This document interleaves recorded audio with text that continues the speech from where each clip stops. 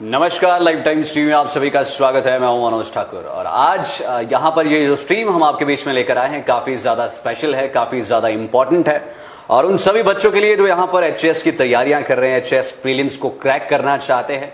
और उसको कैसे क्रैक किया जाता है, देखिए हार्ड वर्क जो है वो तो मैटर करता ही है, लेकिन साथ में सही गाइडलाइंस का होना और गाइडेंस का होना जो है वो बेहद ज्यादा जरूरी होता है। तो उसी गाइडेंस के लिए, उसी गाइडलाइंस के लिए आज हमारे बीच में जो मौजूद है वो ऐसी शख्सियत है जो हमारे सारे डाउट्स यहां पर क्लियर कर देंगे। मिसेस निधि सोनी जी आज हमारे बीच में मौजूद है। आपका बहुत बहुत स्वागत है। Thank you. आपको बता दें 3 से ज्यादा बुक्स लिख चुके हैं यूपीएससी और एचएएस के ऊपर स्टूडेंट्स के लिए। साथ ही में ये भी आपको जानकारी दे दें, ये डायरेक्टर ऑफ गुरुजीज कृपा एसएनएम आईएएस के डायरेक्टर है और बहुत सारे बच्चों को जो है वो ट्रेन इन्होंने किया है। 100 से ज्यादा हम कह सकते हैं आईएएस, एचएएस और आईपीएस अधिकारी जो है वो इनके पास से निकले हैं। तो बहुत वास्ट एक्सपीरियंस है, बहुत ज्यादा एक्सपीरियंस है। साथ ही में रिसोर्स पर्सन है हिप्पा, जो वहां की रिसोर्स पर्सन है। तो मतलब आज जो यहां पर हमें नॉलेज मिलने वाली है वो काफी ज्यादा इंपॉर्टेंट रहने वाली है। तो जितने भी एस्पिरेंट्स इसे देख रहे हैं और क्रैक करने की कोशिश कर रहे हैं, आपके भाई बंधु भतीजा जो कोई तैयारियां कर रहे हैं यहां पर एग्जाम्स की, तो ये जरूर कहना चाहेंगे उन तक इस लाइव स्ट्रीम को डेफिनेटली पहुंचाए और आई होप सो कि कुछ कल्याण होगा और डेफिनेटली एग्जाम में जो है वो थोड़ी बहुत हेल्प मिलेगी। आपका मैम बहुत बहुत स्वागत है, आपने कीमती समय अपना निकाला। Thank you so much. सबसे पहले तो टीम लाइव टाइम्स का बहुत ज़्यादा शुक्रिया ये प्लेटफॉर्म देने के लिए और ये इतनी बड़ी अपॉर्चुनिटी क्रिएट करने के लिए। थैंक यू सो मच, हमारा सौभाग्य जी। तो मैम सीधे हम जो है वो सवालों पर आएंगे, प्रश्नों पर आएंगे। तो सबसे पहला प्रश्न हमारा ये होगा कि ये जो एचएस जी, आपके प्रश्न से पहले मैं जो हमारे दर्शक जो देख रहे हैं जी जी, इस प्रोग्राम की शुरुआत करना चाहूँगी क्योंकि आज जो है हमारा टीचर्स डे है। तो आज टीचर्स डे के उपलक्ष्य में मैं अपने सभी गुरुओं और सभी टीचर्स को नमन करते हुए इस प्लेटफॉर्म के ज़रिए उन्होंने जो मुझे शिक्षा दी, जो उन्होंने मुझे ज्ञान दिया, वो आप सबके साथ बांटना चाहूँगी, आप सबके साथ साझा करने चाहूँगी। गुरुर् ब्रह्मा गुरुर् विष्णु गुरुदेवो महेश्वर गुरु साक्षात पर ब्रह्म तस्मै श्री गुरुवे नमः। अब आप से जो है सबसे पहले प्रश्नों से पहले जो है वो यही जरूर पूछना चाहेंगे, जैसे एग्जाम अब आने वाला है, प्रीलिम्स जो है वो आने वाला है जी, तो कोविड काल भी जो है वो बीच में आ गया जी, बिल्कुल। तो थोड़ा सा ये स्टार्टिंग में जरूर इसी के साथ ऐड ऑन करना चाहूंगा कि कोविड-19 ने, कोरोना वायरस ने किस तरह से जो है वो यहाँ पर इस एचएएस की जो तैयारियां कर रहे थे बच्चे, उनको इफेक्ट किया है या किस तरह से वो फ्रूटफुल यहाँ पर रहने वाली, क्योंकि कुछ शायद सेल्फ स्टडी में बिलीव करते हैं। क्या इस पर आपका कहना है? उसके बाद जो है वो हम यहाँ पर पूरे क्वेश्चन जो है वो आपसे पूछना। देखिए हर चीज़ का, क्योंकि साइकोलॉजी बैकग्राउंड से और अब तक की जो शिक्षा की ट्रेनिंग है उसने यही सिखाया है कि पॉजिटिव माइंडसेट ही देखना चाहिए। तो कोविड कॉल ने जो ये बच्चे 2020 में एचएस प्रीलिम्स का एग्ज़ाम दे रहे हैं उनको ज़्यादा समय दिया है ताकि वो अपनी गलतियों में सुधार कर सकें, इंट्रोस्पेक्ट कर सकें और उन्हें रिवीजन का ज़्यादा टाइम मिला है। वो बेहतर टेस्ट जो है वो प्रैक्टिस कर पाए हैं और ना कि सिर्फ प्रीलिम्स उनका बेहतर तैयार हुआ है, जबकि उन्हें सेकेंड स्टेज जो इस एग्ज़ाम की है मेंस की, जिसमें उनके ऑप्शनल सब्जेक्ट्स हैं, जीएस है, वो उसकी भी बेहतर तैयारी कर पाए हैं। तो कोविड ने उनको घर भी पहुंचा दिया, वो घर में अपने सोशल सपोर्ट के साथ रहे हैं, फैमिली के साथ रहे हैं, उनकी केयर अच्छी हुई है और साथ साथ जो है एग्ज़ाम के लिए उन्हें टाइम मिला है तो उन्होंने उसको बहुत बेखूबी से ऑप्टिमली जो है उस टाइम को यूटिलाइज किया है। जी मैम, सबसे पहले ये जानना चाहेंगे हम कि थोड़ा सा एचएस एग्जाम के बारे में कि इसकी क्या क्या जो है वो डिफरेंट स्टेजेस होती है इसकी, क्योंकि बहुत सारे लोगों को शायद मालूम नहीं होता है जो इसमें एंटर करना भी चाहता है, कुछ डर जाते हैं एचएस का नाम सुनकर या यूपीएससी का नाम सुनकर। बिल्कुल। इसकी क्या डिफरेंट स्टेजेस है?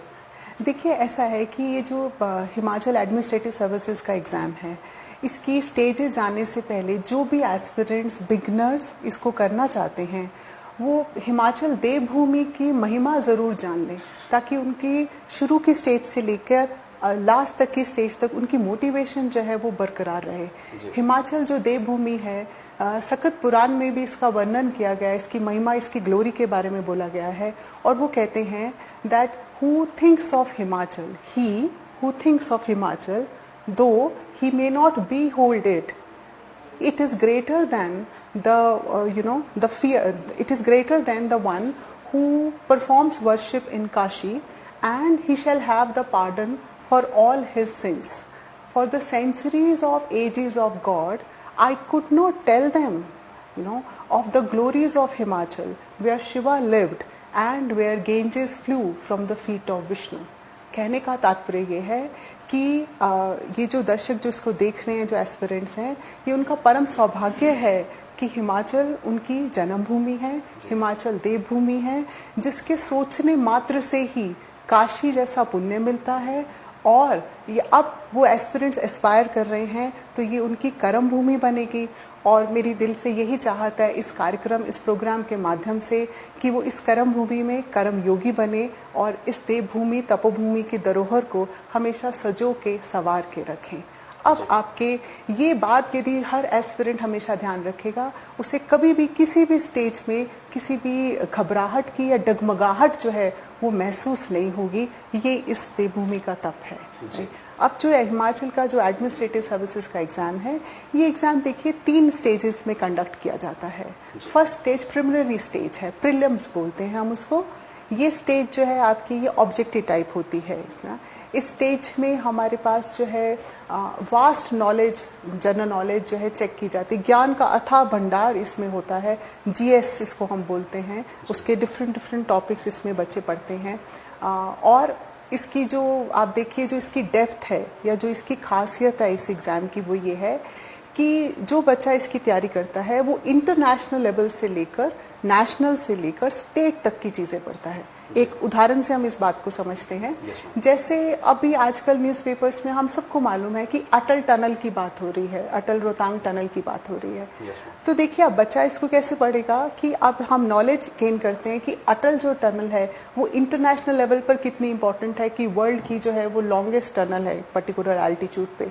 नेशनल लेवल पर भी कितनी इंपॉर्टेंट है क्योंकि सिक्योरिटी प्रोवाइड कर रही है, border security point of view से, recently India China point of view से। और हिमाचल स्टेट के लिए specially Kullu district, Lahaul and Spiti district के लिए, स्पेशली लाहौल वैली पीपल के लिए कितनी इंपॉर्टेंट है। तो जो इस एग्ज़ाम की जो खासियत है वो ये है कि इस एग्ज़ाम में आपका international general knowledge, national general knowledge और स्टेट का जनरल नॉलेज एक ही धागे में पिरोया जाता है। ये है इसकी फर्स्ट स्टेज में जीएस का पेपर। फिर इसमें 2 पेपर्स हैं। तो जो सेकंड पेपर है उसको हम सिविल सर्विसेज एप्टीट्यूड टेस्ट बोलते हैं, जो कि एक बेसिक क्वालिफाइंग एग्ज़ाम होता है। इसमें स्टूडेंट्स को जो है बेसिक मैथमेटिकल स्किल्स, थोड़ा सा रीजनिंग का पार्ट होता है, इंग्लिश लैंग्वेज का पार्ट होता है, सिंपलर क्योंकि क्वालिफाइंग एग्ज़ाम है तो 33% इसमें क्वालिफाइड चाहिए होते हैं। तो ये आपका प्रीलिम स्टेज का पार्ट होता है। जो इस एग्ज़ाम की सेकंड स्टेज है उसको हम मेंस स्टेज कहते हैं। मेंस में सब्जेक्टिव पेपर होता है। सब्जेक्टिव से मतलब है कि बच्चों को यहाँ पर आंसर राइटिंग करना पड़ता है, एस्से की तरह लिखना पड़ता है। और इसमें जो जनरल नॉलेज उन्होंने प्रीलिम्स में पढ़ी होती है वो तो चेक होती ही है, साथ में लैंग्वेज के भी पेपर्स होते हैं, जैसे हिंदी इंग्लिश के पेपर होते हैं, एस्से का पेपर होता है। और स्टूडेंट्स को एक ऑप्शनल सब्जेक्ट प्रिपेयर करना पड़ता है, सेकेंड जो स्टेज है। फिर थर्ड जो स्टेज है वो इंटरव्यू स्टेज है, जिसमें स्टूडेंट्स का 1-to-1 इंटरेक्शन होता है, उनकी पर्सनल असेसमेंट होती है। तो आप शायद समझ पा रहे होंगे कि इस एग्ज़ाम में 3 स्टेजेस हैं और ये लॉन्ग जर्नी है ना। प्रीलिम से लेकर मेंस इंटरव्यू, जो एस्पिरेंट इंटरव्यू क्वालिफाई करते हैं वो ही एलिजिबल हो जाते हैं अपनी स्टेट को सर्व करने के लिए। जी। तो ये 3 स्टेजेस जैसा कि आपने बताया, इसमें दूसरी स्टेज की अगर हम बात करें तो ऑप्शनल सब्जेक्ट भी जो है वो बहुत ज़्यादा मायने रखता है। उसके बारे में भी हम बातचीत यहाँ पर करेंगे कि किस तरह से जो है वो किसी ऑप्शनल को यहाँ पर ऑप्ट करना चाहिए। क्योंकि अक्सर ऐसा देखा जाता है कि किसी दूसरे एस्पिरेंट को देखकर कि इसने ये वाला ऑप्शनल लिया तो मैं भी यही लेता हूँ। बिल्कुल। क्या यहाँ पर स्ट्रेटेजी रहनी चाहिए ऑप्शनल के लिए? ऑप्शनल के लिए देखिए आप किसी भी ऑप्शनल में एक स्टैंडर्डाइज पैटर्न नहीं रहता है। आप कभी भी कॉन्फिडेंस से ये नहीं कह सकते कि ये ऑप्शनल जो है यही आपको जो है फॉर श्योर एग्ज़ाम में सक्सेस गारंटी करेगा। ऑप्शनल के लिए देखिए एग्ज़ाम एस्पिरेंट ने देना है जिसमें उसका इंटरेस्ट है, राइट, और जो पढ़ना उसको अच्छा लगता है, वही एक क्राइटेरिया होना चाहिए। ऑप्शनल स्कोरिंग है कि नहीं, ये एग्जामिनर पे डिपेंड नहीं करता, ये तो एक एस्पिरेंट की अपनी इनपुट पर, उसके हार्डवर्क पे डिपेंड करता है। यदि हम उसको डेप्थ में पढ़ेंगे, बेटर वे से उसको प्रेजेंट करेंगे, आंसर राइटिंग करेंगे, तो ऑप्शनल अपने आप में स्कोरिंग रहेगा। यदि जैसे इसमें एचएस के उदाहरण के तौर पे यदि आप रिसेंटली यूपीएससी के रिजल्ट्स देखें तो आप पिछले 7-10 इयर्स का यदि ऑप्शनल सब्जेक्ट का डाटा और ट्रेंड एनालाइज करें तो आप देखेंगे कि कोई भी ऑप्शनल कंसिस्टेंट वे से पॉपुलर नहीं रहा है। देयर आर टॉपर्स जिनका कभी इकोनॉमिक्स ऑप्शनल रहा है, कभी पॉलिटिकल साइंस रहा है, कभी लॉ रहा है, कभी अलग sociology, psychology, public administration optionals रहे हैं। जैसे इस बार जो रिजल्ट आया है उसमें जो आईएएस के टॉपर्स हैं, है ना, उनका जो ऑप्शनल सब्जेक्ट है वो पब्लिक एडमिनिस्ट्रेशन है। तो कभी भी हम एक्सटर्नल ट्रेंड्स को देखते हुए एस्पिरेंट जो है ये चांस नहीं ले सकता कि यही ऑप्शनल पॉपुलर रहेगा।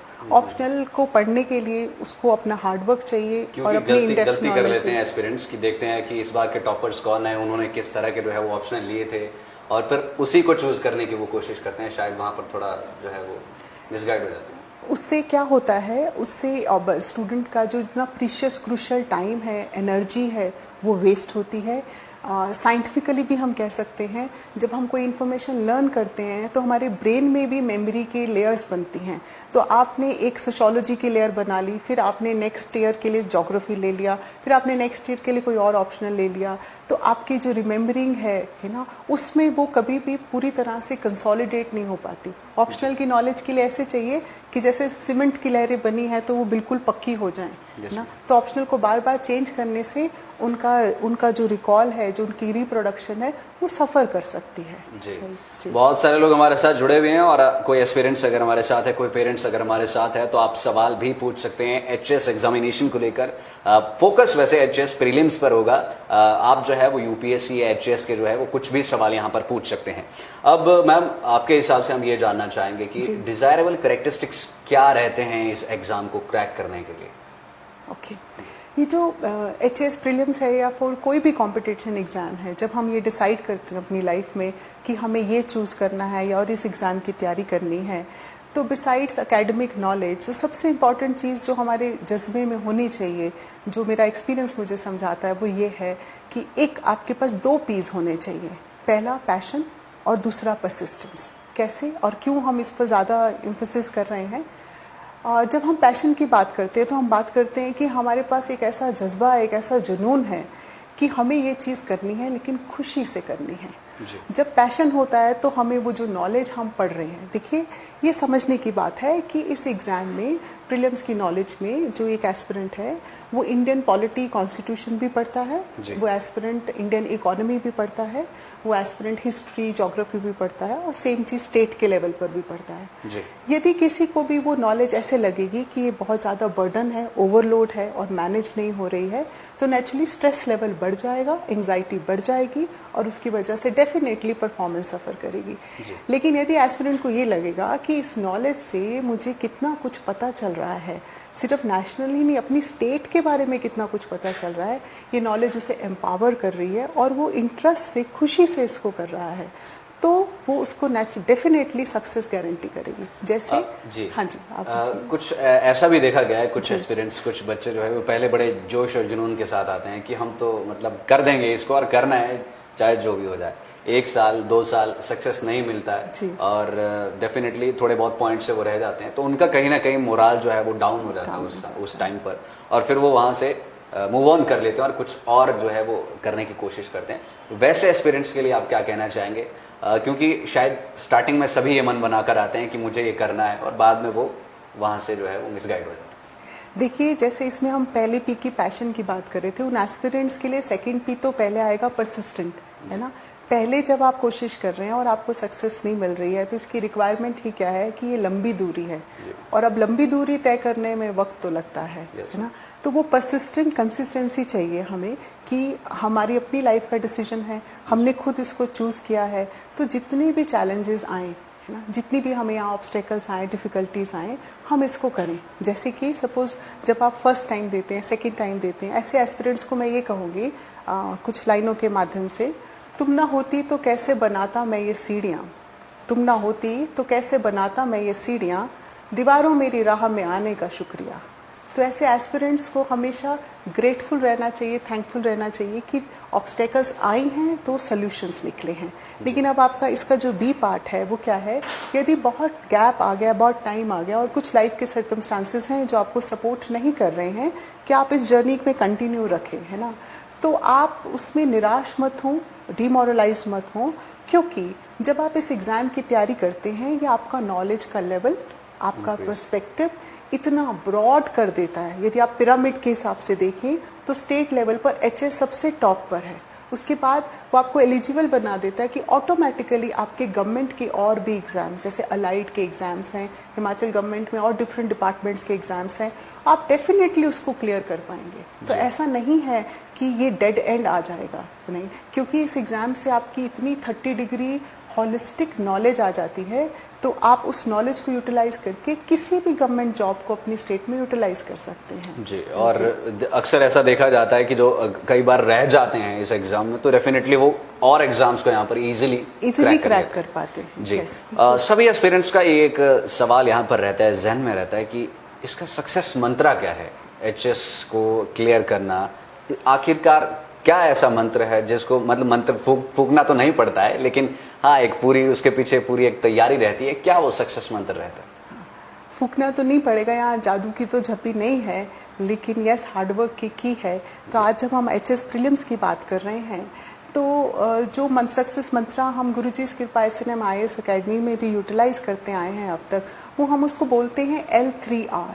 L3R का मतलब है हम लर्निंग स्टेज से शुरू होते हैं L, और यहाँ हम 3R यूज़ करते हैं, रिव्यू, रिविजन और रिप्रोड्यूस, है ना। यदि हम इसको राइट कॉम्बिनेशन में, राइट अप्रोप्रिएट क्वांटिटी से यूज़ करते हैं तो स्टूडेंट्स जो है वो लर्निंग स्टेज से शुरू होता है, मतलब इन्फॉर्मेशन गेन करता है, सिलेबस को समझता है, फिर वो अपनी कमियों को, अपनी स्ट्रेंथ और वीकनेसेस को रिव्यू करता है, एनालाइज करता है, प्रैक्टिस टेस्ट देते हैं, टेस्ट बहुत ज़्यादा प्रैक्टिस करते हैं, प्रीवियस ईयर क्वेश्चंस प्रैक्टिस करते हैं, रिवीजन करते हैं, और फिर फाइनली जब उनके साथ साथ हम वहाँ पर एकेडमिक के साथ साथ non academic aspect, psychological aspects, taking care of their physical mental health, जो कि आज की डेट में बहुत इंपॉर्टेंट है, उसका ध्यान रखते हैं ताकि वो बेटर तरीके से रिप्रोड्यूस कर सके। मतलब जो फाइनल डे है, जैसा कि अभी हमारा एचएस प्रीलिम्स 2020 जो कि कमिंग संडे 13 सितंबर को जो कि हेल्ड होना है, तो उसके लिए उनको काफ़ी यूजफुल रहता है। जी, अक्सर ऐसा देखा जाता है जब भी इस एग्ज़ाम की तैयारी की जाती है तो जो स्टूडेंट्स होते हैं, एस्पिरेंट्स होते हैं, उनमें कन्फ्यूजन रहती है कि इन्फॉर्मेशन को जो है वो कहाँ से एक्वायर किया जाए, किस तरह से एक्वायर किया जाए, और कहीं ना कहीं जो है वो कंफ्यूज रहते हैं। तो आपसे ये जानना चाहेंगे, और हालांकि अभी एग्ज़ाम जो है वो बिल्कुल आने वाला है, तो कहाँ से जो है वो किस तरह से इन्फॉर्मेशन को एक्वायर करना चाहिए किसी स्टूडेंट को? देखिए, जो फर्स्ट स्टेज है, जो एक्विजिशन की स्टेज है, लर्निंग की स्टेज है, इसमें जब हमने कुछ इन्फॉर्मेशन गेन करनी है तो इसमें सबसे पहले हम फर्स्ट टेक्स्ट बुक्स की तरफ ध्यान दें, है ना। टेक्स्ट बुक्स में सबसे इम्पॉर्टेंट क्या है कि स्टूडेंट्स के फंडामेंटल्स क्लियर होने चाहिए, कंसेप्ट्स क्लियर होने चाहिए, और उसके लिए हमारी फाउंडेशन में हमें हेल्प करती हैं एनसीईआरटी की बुक्स, राइट, ठीक है। एनसीईआरटी अप्रोच से स्टार्ट करते हुए कुछ स्टैंडर्ड बुक्स हैं, रेफरेंस बुक्स हैं, जो कि स्टूडेंट्स को ऑलरेडी अवेलेबल रहती हैं हमारी उसमें, तो स्टैंडर्ड रेफरेंस बुक्स को फॉलो करें। तो यहाँ पर एक जो सबसे बड़ा मूल मंत्र है वो ये होना चाहिए कि आप एक ही स्टैंडर्ड बुक को फॉलो करें और उसको 10 टाइम्स पढ़ें, बजाय कि 10 बुक्स को फर्स्ट 1 टाइम पढ़ें। सो अप्रोच शुड बी कि एक ही सोर्स को, आप स्टैंडर्ड सोर्स को फॉलो करें और उसी को ही रिपीटेडली जो है रिवाइज करें, ताकि आप जो भी लर्न कर रहे हैं वो आपका पूरी तरह से रिटेन हो जाए, आपके माइंड में, आपके ब्रेन में वो इन्फॉर्मेशन स्टोर हो जाए। सो पहली इन्फॉर्मेशन है कि आपका वो जो टेक्स्ट बुक्स को आप ज़रूर रेफ़र करें, नहीं, ठीक है। दूसरा, इसमें जो लर्निंग में जो हमारा अप्रोच रहेगा वो ये रहना चाहिए कि आप सिलेबस को गो थ्रू करें और उसमें प्रायोरिटीज़ बनाएं, प्लानिंग और प्रायोरिटीज़ करें। प्रायोरिटाइज कैसे करेंगे सिलेबस को? जैसे हम जब जनरल नॉलेज यहाँ पर पढ़ते हैं तो यहाँ पर हमारी जनरल नॉलेज के इस एग्ज़ाम के लिए 4 मेन पिलर्स हैं, जो कि मेन जिस पे फाउंडेशन टिकी हुई है। तो उसमें हम वही Indian polity, Indian economy, Indian polity, आपका यहाँ पर हिस्ट्री और ज्योग्राफी की बात करते हैं। तो प्रायोरिटाइज कर लें कि ये पिलर्स कोर एरियाज हैं, इसके फंडामेंटल्स हमने सबसे पहले क्लियर करने हैं। और तीसरी यहाँ पे सबसे इम्पॉर्टेंट चीज़ क्या होगी कि स्टूडेंट्स यहाँ पर जब इन्फॉर्मेशन लर्न कर रहे हैं उसको कैसे लर्न करें? डेडलाइन सेट करके लर्न करें, वीकली टाइम टेबल बनाइए। Please, it is very important कि हम उस टाइम टेबल को बनाएं और हर संडे उस टाइम टेबल को मॉनिटर करें, एनालाइज करें कि हमने जो टारगेट सेट किए थे वो अचीव हो रहा है कि नहीं। जैसे हम इंस्टीट्यूट में भी स्टूडेंट्स का लाइफस्टाइल, उनका नाइट स्टाइल को देखते हुए, कई बच्चे ऐसे होते हैं जिनको रात में पढ़ना अच्छा लगता है, उनको ज़्यादा अच्छी तरह से लर्न होता है रात में, तो आप अपना टाइम टेबल उस हिसाब से बनाएं। कई स्टूडेंट्स होते हैं जिनको अर्ली मॉर्निंग उठ कर पढ़ने से ज़्यादा उनको फ्रेशनेस और बेटर इन्फॉर्मेशन उनको याद होती है, तो वो उस तरह से टाइम टेबल बनाएं। और जब आप इन्फॉर्मेशन अपने टॉपिक्स पढ़ रहे हैं, आप उन टॉपिक्स में 2 टॉपिक्स को पैरेलल चलाएं, 2 सब्जेक्ट्स को। जनरली क्या होता है, एक ही सब्जेक्ट को करते करते ब्रेन में, माइंड में फिटिक लेवल आ जाता है। फॉर एग्जांपल यदि हम हिस्ट्री पढ़ रहे हैं, क्योंकि उसमें फैक्चुअल इन्फॉर्मेशन है, बहुत चीज़ें कई बार हमें उसको क्रैम करना पड़ता है, रट्टा लगाना पड़ रहा है, तो बच्चे थक जाते हैं उसमें। तो बेटर रहेगा आप हिस्ट्री के साथ पॉलिटी या कोई और सब्जेक्ट्स रखें। तो 2 मॉड्यूल्स को, 2 सब्जेक्ट्स को आप पैरेलल चलाएं, रिफ्रेशमेंट वहाँ पर मिल जाती है, वहाँ पर चेंज होता रहता है उस पार्ट से। और जो पार्ट आपको डिफ़िकल्ट लगता है, राइट, जैसे साइंस स्टूडेंट्स होंगे तो नेचुरली उन्हें हिस्ट्री पार्ट हो सकता है बोरिंग, डिफिकल्ट लगे, सबका नहीं भी इंटरेस्ट होगा। और जो आर्ट्स के स्टूडेंट्स हो सकता है उन्हें साइंसेस का पार्ट चैलेंजिंग लगे। जो चीज़ जिसको डिफ़िकल्ट लग रही है, वो आप जब अपने दिन की पढ़ाई की शुरुआत करते हैं तो आप सबसे पहले उसको करें।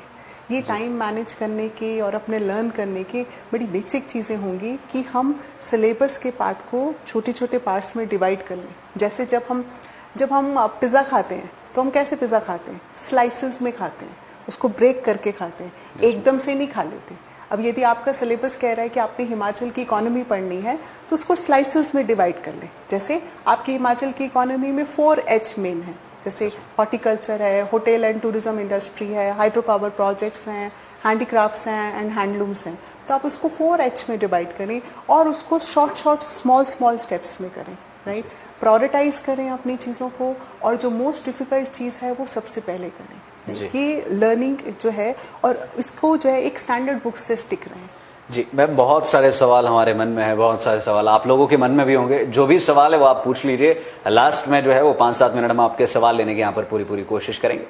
कुछ बच्चों के यहाँ पर जो है एक अप्रोच रहती है कि वो प्रीलिम्स के हिसाब से तैयारी करते हैं, they just go for, I can से सिर्फ और सिर्फ ऑप्शनल के लिए तैयारी वो करते हैं, बस उसको पिक किया, चूज किया। तो वो अप्रोच कैसी रहती है, कितनी ठीक और गलत वो रहती है, और कितने लॉन्ग टर्म के लिए जो है उसका यूसेज रहता है? देखिए, अब जो एस्पिरेंट्स 2021 के लिए टारगेट कर रहे हैं, उनको अपनी अप्रोच काफ़ी लॉन्ग विजन से इंटीग्रेटेड रखनी पड़ेगी। तो अप्रोच हमारी कैसी होनी चाहिए, प्रीलिम्स कम मेंस, ये एक लॉन्ग जर्नी है, एक ही धागे में पिरोई हुई सारी स्टेजेस हैं, है ना। तो मेंस की अप्रोच बड़ी है, तो जनरली इसमें हम अप्रोच क्या करते हैं, बड़ी चीज़ से छोटी चीज़ रिड्यूस हो जाती है। जैसे हम रीजनिंग करते हैं तो हम जर्नल से स्पेसिफिक पर आ जाते हैं। इसको हम छोटे से एग्जाम्पल से समझ सकते हैं। यदि हम आजकल बहुत ज़्यादा नेशनल, आपकी एजुकेशन पॉलिसी की बात हो रही, नेशनल एजुकेशन पॉलिसी 2020 जो रिसेंटली गवर्नमेंट ऑफ इंडिया ने लॉन्च की है, तो जब आप उस अप्रोच को पढ़ रहे हैं, आप सिर्फ उसको करंट से मत पढ़ें कि इस समय की पॉलिसी है, आप उसको होलिस्टिक वे से पढ़ें।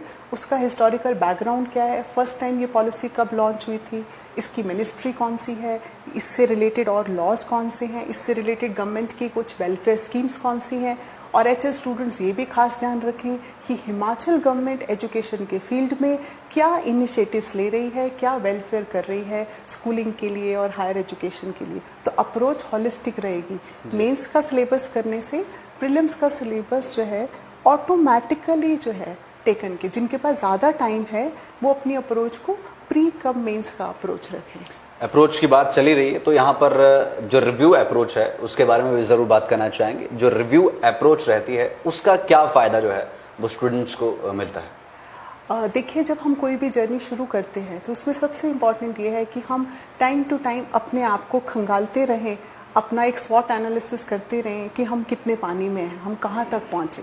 हमने डेडलाइन तो सेट कर दी, बट हम उसको अचीव कर पा रहे हैं कि नहीं। तो रिव्यू अप्रोच का मतलब ये है कि आप, यदि एस्पिरेंट ने 6 डेज कुछ पढ़ा है तो 7th डे वो उसको रिविजन के साथ रखे और वो साथ साथ उसको टेस्ट दे।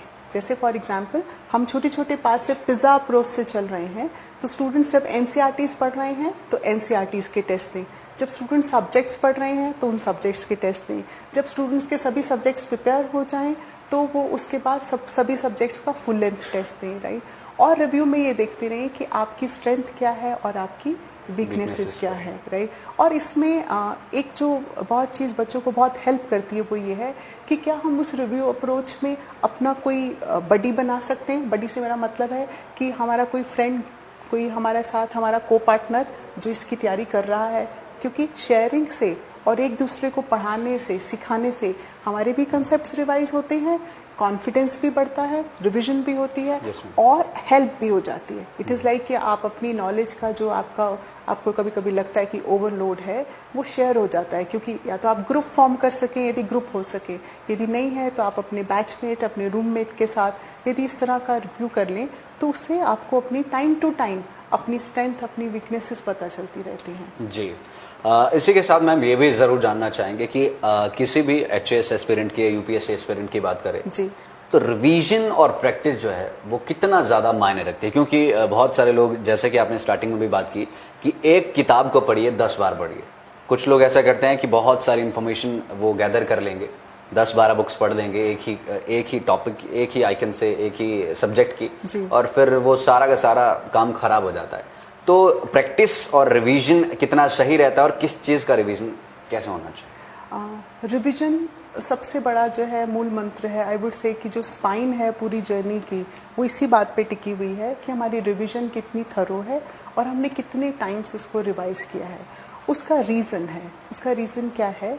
जैसे फॉर एग्जांपल यदि अभी एचएस प्रीलिम्स का एग्ज़ाम सितंबर मंथ में है और स्टूडेंट्स ने जो है रिवाइज कर लिया standard number of time, minimum 4 to 5 times आपने अपना पूरा सिलेबस थरली रिवाइज किया, और आप रिवीजन से आपने अगस्त मंथ रिजर्व रख लिया है कि इसमें आपने पूरे फुल लेंथ टेस्ट देने हैं। उससे क्या बेनिफिट होगा? उससे आपको बहुत इंपॉर्टेंट इंसाइट्स मिलेंगे कि आपका ये जो एग्ज़ाम में स्कोर आ रहा है, ये स्कोर में यदि कहीं कमी है तो क्या वो लैक ऑफ नॉलेज की वजह से, आपको अपनी नॉलेज या बेसिक्स क्लियर करने की, अपडेट करने की ज़रूरत है, या आपकी गेसिंग हो रही है क्योंकि इस एग्ज़ाम में नेगेटिव मार्किंग भी है, क्या आपने ओवर अटेम्प्ट किए हैं, राइट, या आपके इसमें कुछ केयरलेस मिस्टेक्स हैं। कई बार हमारा टेम्परामेंट, हमारी सोच, हमारी पर्सनालिटी भी हमारी एग्ज़ाम अटेम्प्ट करने की स्ट्रैटेजी को इन्फ्लुएंस करती है। तो रिवीजन में जब हम टेस्ट देते हैं, स्पेशली हम प्रीवियस ईयर पेपर्स देखते हैं, तो हमें एक इंसाइट से ट्रेंड पता चल जाता है, क्वेश्चंस किस तरह से है। रिवीजन से हमें ये पता चलता है कि हमें बेसिक्स भी पढ़ने हैं और हमें करंट भी पढ़ना है, तो उसमें बैलेंस बना के चलना है। फाउंडेशन भी पता होनी चाहिए और कंटेम्प्रेरी चीज़ भी पता होनी चाहिए, और उसके साथ साथ आपको ये पता चल जाता है कि आपकी कमी कहाँ है, कितनी लिमिट तक आप अपनी वीकनेस को इम्प्रूव कर सकते हैं। यहाँ ये समझने की ज़रूरत है कि ये एग्ज़ाम सिर्फ हार्ड वर्क पर बेस्ड नहीं है। आज इस टेक्नोलॉजी एरा में, और जो जैसे कि वुड बी ब्यूरोक्रेट्स आपकी स्टेट को या नेशनल सेंट्रल गवर्नमेंट को चाहिए, वो सिर्फ थ्योरेटिकल नॉलेज नहीं चाहिए, यहाँ स्मार्ट वर्क भी चाहिए। रिवीजन से ये पता चलता है कि आपको कितना स्मार्ट वर्क करना है, कितना हार्ड वर्क करना है। आपको एक फिल्टर मैकेनिज्म पता चल जाता है कि ये पढ़ना है और ये नहीं पढ़ना। मोस्ट ऑफ द टाइम जो प्रॉब्लम आती है वो क्या आती है कि हम सबको पता होता है क्या क्या पढ़ना है जी, लेकिन क्या नहीं पढ़ना है, उस पर कितना एम्फेसिस देना है, कैसे उसको पढ़ना है। तो रिवीजन ऐसे इंसाइट्स हमें देती है, तो हम अपनी स्ट्रैटेजी को उसमें इम्प्रूव कर सकते हैं। बिल्कुल सही। और मैम, अगर एकेडमिक्स के साथ साथ या एकेडमिक को छोड़कर अगर और कौन कौन से इम्पॉर्टेंट एरियाज होते हैं जिस पर किसी एस्पिरेंट को ध्यान देना होता है, उस स्टूडेंट को ध्यान देना होता है, और कौन कौन सी ऐसी चीज़ें होती हैं? ओके, एकेडमिक्स तो करना ही है, लेकिन जैसे मैंने अभी बिल्कुल मेंशन किया कि अब ये एग्ज़ाम सिर्फ थ्योरेटिकल नॉलेज की तरह नहीं रह गया, जिसको हम पहले कहते थे कि यदि हम बुक वॉर्म बन जाएं, मतलब हम किताबी कीड़ा बन जाएं और हम कहें कि हम 10, 12, 14, 16 घंटे बस पढ़ते ही रहेंगे और ये एग्ज़ाम क्लियर होगा, ऐसा नहीं है। तो इसके साथ साथ हमें बहुत ज़्यादा ओवरऑल अपनी पर्सनालिटी की ग्रूमिंग, बहुत सारे साइकोलॉजिकल एस्पेक्ट्स जो है वो इनकॉर्पोरेट करने चाहिए। कुछ एग्जाम्पल्स मैं आपके साथ शेयर करना चाहूँगी जो कि हम इंस्टीट्यूट में भी प्रैक्टिस करते हैं। सबसे इम्पॉर्टेंट जो कि इस कोविड-19 ने भी हमें सिखाया है वो है हमारी फ़िज़िकल हेल्थ। फ़िज़िकल फिटनेस यहाँ पर हमारे लिए बहुत ज़रूरी है। तो इसके लिए प्राणायाम, कुछ भी ब्रीदिंग एक्सरसाइजेस वो स्टूडेंट्स को बहुत इंपॉर्टेंट होती है।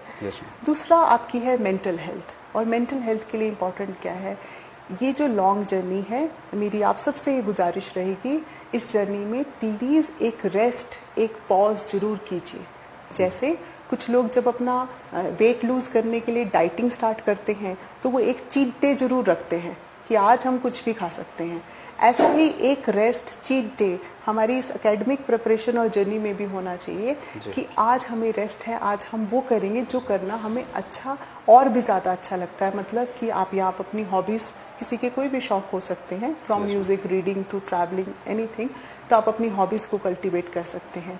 उसका बेनिफिट क्या होता है कि आपकी बॉडी, आपकी माइंड इससे रिचार्ज होता है। जैसे हम अपने गैजेट्स को, इलेक्ट्रॉनिक गैजेट्स को, मोबाइल को, तो बैटरी ख़त्म हो जाती है तो हम उसको चार्ज करते हैं, एज सिंपल एज दैट। तो ऐसे ही हमें जो है meditation, yoga, breathing exercises, simple nature walk और अपनी किसी हॉबीज़ को कल्टीवेट करके एटलीस्ट जो है आप अपनी एनर्जीज़ को रीगेन कर सकते हैं। लेकिन इसमें भी सबसे इम्पॉर्टेंट चीज़ जो कि एक्सपीरियंस जो जिसके बड़े अच्छे हमें रिजल्ट्स आते हैं वो क्या है कि देखिए, एक एस्पिरेंट ने ये ड्रीम लिया है कि मुझे ऑफिसर बनना है, मुझे पब्लिक सर्वेंट बनना है, पब्लिक सर्विसेज में जाना है, तो उसका ये फ्यूचर ड्रीम है, ठीक है।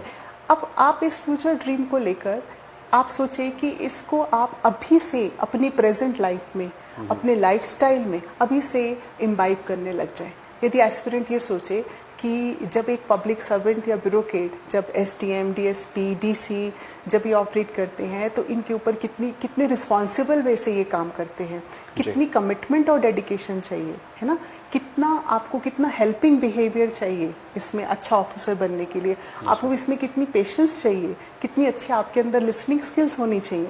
ये जो फ्यूचर में आपने बनना है, यदि अभी से हम अपनी प्रेजेंट लाइफस्टाइल में, यदि हर स्टूडेंट, हर एस्पिरेंट ये अपने अंदर इसको इनकॉर्पोरेट कर ले कि मुझे अपनी स्टडीज़ के लिए डिसिप्लिन रहना है, कमिटेड रहना है, रिस्पॉन्सिबल रहना है, सिंसियर रहना है, बड़ा प्रोएक्टिव अप्रोच रखती हैं, हेल्प करना है, तो उससे क्या होता है कि हम उसी फ्यूचर को प्रेजेंट में जीने हैं तो नेचुरली हमारी डिटर्मिनेशन, हमारे गोल्स और भी क्लियर हो जाते हैं, हमारी वो इंटेंशंस क्रिएट हो जाती हैं कि हम इस गोल को अचीव कर सकें। जी मैम, बहुत सारे स्टूडेंट्स अक्सर ऐसा जो है वो फील भी करते हैं और डेफिनेटली उनके द्वारा जो है वो ऐसा हो भी जाता है कि जब वो एग्जाम्स में जाते हैं तो उसको देखकर उतावले हो जाते हैं कि ये तो मुझे सब कुछ आता है।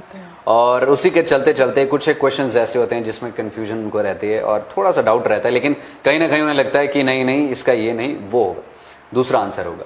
तो उस तरह की सिचुएशन पर जो है वो किसी स्टूडेंट को, किसी एस्पिरेंट को क्या करना चाहिए जब वो पूरी तरह से यहाँ पर एश्योर्ड नहीं है कि इसका यही आंसर होगा, या फिर वो थोड़ा सा हम कह सकते हैं 50-50 चांसेस या 60-40 चांसेस है, उस समय पर क्या करना चाहिए? क्योंकि अगर गलत क्वेश्चन का आंसर करें तो डेफिनेटली दे हैव टू पे फॉर दैट। उस सिचुएशन में जब वो एग्जामिनेशन हॉल में ही है और अटेम्प्ट कर रहा है तो सबसे पहले तो वही क्वेश्चंस अटेम्प्ट करने चाहिए जिसके लिए एक्यूरेसी वो श्योर है और उसकी एक्यूरेसी पॉइंट हाई है, नहीं, ठीक है।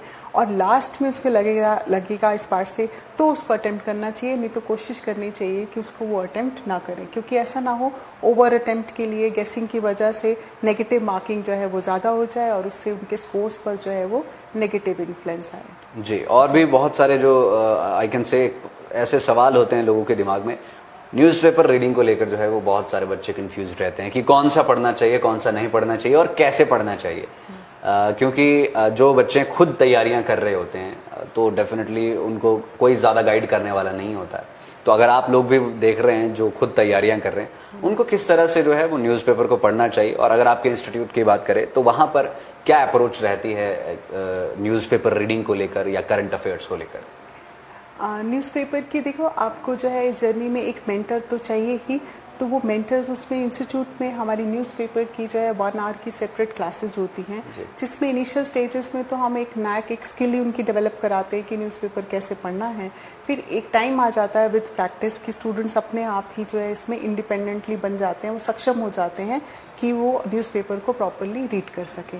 अब जो रीड कैसे करना चाहिए इसमें, तो सबसे HS एस्पिरेंट्स के लिए सबसे इम्पॉर्टेंट क्या है कि नेशनल की न्यूज़ को आपको स्टेट की न्यूज़ के साथ जो है वो इंटीग्रेट करना है। जैसे एक एग्जांपल ले लेते हैं, यदि न्यूज़पेपर में स्मार्ट सिटी की बात हो रही है, स्मार्ट सिटी मिशन की बात हो रही है, तो ये सेंट्रल गवर्नमेंट का जो है वो मिशन है, लेकिन अब स्टेट के साथ उसको लिंक करना है। यदि कोई न्यूज़ आई है कि शिमला स्मार्ट सिटी की ये प्रॉब्लम्स हैं या इससे रिलेटेड ये करंट कुछ इनिशिएटिव्स लिए हैं, तो उसको उसके साथ लिंक करके पढ़ना है कि सेंटर की स्कीम तो जी स्मार्ट सिटी मिशन स्कीम है, और हिमाचल की स्कीम में आपके पास जो है शिमला स्मार्ट सिटी है, आपके पास धर्मशाला स्मार्ट सिटी में है। तो नेशनल न्यूज़ और as well as states news को ध्यान देना है। और यहाँ प्रैक्टिस के साथ साथ स्टूडेंट्स ये सीख पाते हैं कि प्रीलिम्स के लिए कौन सी न्यूज़ इंपॉर्टेंट रहेगी और आपकी जो है मेंस के लिए कौन सी न्यूज़ इंपॉर्टेंट रहेगी। जैसे जनरली एडिटोरियल्स जो हैं, आर्टिकल्स जो हैं, वो लेटर ऑन स्टेज पर स्टूडेंट्स डेवलप कर पाते हैं। प्रीलिम्स के लिए जो है इन्फॉर्मेशन, क्योंकि न्यूज़पेपर में इन्फॉर्मेशन पढ़ने के लिए उनको ये देखना है कि एग्जामिनर कहाँ से क्वेश्चन पूछेगा। ये बहुत सारे लोगों के मन में शायद डाउट भी होगा। डाउट क्या है, मतलब ये एक धारणा भी रहती है कि द हिंदू जो है is the right newspaper for the aspirants. तो क्या द हिंदू को छोड़कर कोई और भी ऐसा न्यूज़पेपर है जिसको वो ऑप्ट कर सकते हैं, जिसमें इजी लैंग्वेज हो या कुछ और हो? हिमाचल के पर्सपेक्टिव से इंडियन एक्सप्रेस न्यूज़पेपर है, जिसमें लैंग्वेज कंपैरेटिवली इजी रहती है, कवरेज नेशनल लेवल का सब पार्ट रहता है। स्पेशली इंडियन एक्सप्रेस का एक्सप्लेन सेक्शन आता है, वो बहुत डेप्थ में, बहुत बारीकी से जो है जो भी उन्होंने रेलेवेंट टॉपिक्स लिए होते हैं उसको एक्सप्लेन करते हैं। ये तो है नेशनल पार्ट्स के लिए। और यदि स्टूडेंट्स जो हैं लोकल न्यूज़पेपर्स का कवरेज चाहते हैं, स्टेट की नॉलेज को एक्वायर करना चाहते हैं, तो द ट्रिब्यून न्यूज़पेपर जो हिमाचल एडिशन है वो हिमाचल स्टेट की जो अचीवमेंट्स हैं, जो चैलेंजेस हैं, जो गवर्नमेंट की फंक्शनिंग है, उसको बहुत अच्छी तरह से कवर करता है। जी, कुछ लोग भी हमारे साथ जुड़े हैं, मैं बीच में उसको इंक्लूड जरूर करना चाहूँगा यहाँ पर। राजकुमार पूछ रहे हैं बलोखड़ा HP GK के लिए कैसे प्रिपेयर करें? ओके, बलोखड़ा HP GK की बुक को हिमाचल GK का बाइबल माना जाता है, स्पेशली प्रीलिम्स के पर्सपेक्टिव से। लेकिन क्योंकि अब पैटर्न चेंज हो गया है, राइट, 2016 के बाद से 17 ऑनवर्ड्स हमारा HS का पैटर्न चेंज हो गया है और उसमें हिमाचल के बहुत डायनामिक और करंट एस्पेक्ट्स आ गए हैं।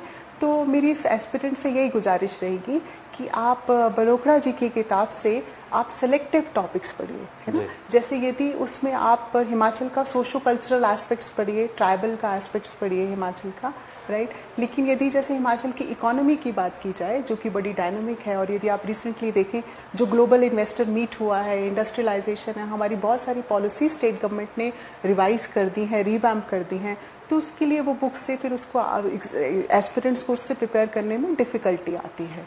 तो वहाँ से स्टैटिक और स्टैंडर्ड टॉपिक्स पढ़िए, tribal, socio cultural aspects, right, जो इकोनॉमी का एस्पेक्ट है, राइट, जो चेंजिंग एस्पेक्ट्स है, जो वेलफेयर का एस्पेक्ट है, हेल्थ, एजुकेशन का, वुमेन के लिए, गर्ल्स एजुकेशन के लिए, गर्ल चिल्ड्रन के लिए, वो प्लीज़ आप वहाँ से अवॉइड कीजिए, क्योंकि फैक्ट्स एंड फिगर्स में फिर डिस्क्रिपेंसी आ जाएगी। बहुत सारे स्टूडेंट्स के मन में ये भी डाउट रहता है कि कौन सी, या बुक की मैं इसलिए बात यहाँ पर कर रहा हूँ क्योंकि बहुत ज़्यादा ये देखा जाता है कि किसी बुक में कुछ लिखा होता है, किसी बुक में कुछ लिखा होता है, और कहीं ना कहीं ये कन्फ्यूजन हो जाती है, और at the end of the day जब वो एग्जामिनेशन देने वहाँ पर जाते हैं तो कन्फ्यूज हो जाते हैं कि क्या हमने सही लिखा है, नहीं लिखा है, किसी दूसरी बुक में कुछ और जो है वो देखने को मिलता है। तो क्या, कौन सी हम कह सकते हैं एक कि बढ़िया सी एक बुक जिससे, एक बुक से जो है वो बच्चे यहाँ पर कंपाइल कर सकें? अच्छा, आप बुक की बात करिए। यदि कभी भी स्टूडेंट्स को इन्फॉर्मेशन रीड करते हुए बुक्स में डिस्क्रिपेंसीज लगे तो हिमाचल गवर्नमेंट की जो वेबसाइट्स हैं ना, वो ऑथेंटिक सोर्स होता है, क्योंकि जो गवर्नमेंट के डॉक्यूमेंट्स और रिपोर्ट्स होती हैं वो रिलायबल होते हैं, उसमें इंफॉर्मेशन जो है वो अपडेटेड रहती है, नहीं, तो वहाँ से पाठ कर सकते हैं। जो इस बुक्स के अपडेशन और करंट के लिए इंस्टीट्यूट का भी एक छोटा सा प्रयास हमेशा से रहा है। तो मेरे द्वारा भी लिखी हुई एक किताब है, उसका टाइटल है Himachal a complete analysis for HAS। उसमें भी इंफॉर्मेशन जो है वो उसी को कोशिश रही है कि उसको अपडेट करके रिवाइज करके दिया जाए। नेक्स्ट ईयर के लिए, नेक्स्ट ईयर एस्पिरेंट्स के लिए वो बुक अभी फिर से रिविजन प्रोसेस में है, क्योंकि बहुत सारे करंट इनिशिएटिव्स उसमें ऐड होंगे, तो वो जब और रिवाइज्ड होकर आएगी तो स्टूडेंट्स के लिए बड़ा एक होलिस्टिक जो है सोर्स ऑफ इंफॉर्मेशन बन जाएगी। जी, साथ ही में यहाँ पर शिखा मनकोटिया जी कह रहे हैं, शिखा मनकोटिया जी कह रहे हैं, ma'am how much elimination approach can be helpful? Elimination approach, Shikha ji, elimination approach तभी हेल्पफुल रहती है जब हमने प्रीवियस ईयर पेपर्स देखे हों और हमने sufficient number of mock test practice किए हों, राइट, क्योंकि एलिमिनेशन अप्रोच को फॉलो करने के लिए हमारी लर्निंग और हमारी एबिलिटीज़ भी उतनी ही डेवलप होनी चाहिए। तो यदि आप फर्स्ट टाइम उसको अटेम्प्ट कर रहे हैं या आपने टेस्ट जो है वो लिमिटेड अटेम्प्ट किए हैं, तो आप एलिमिनेशन से मत चलिए।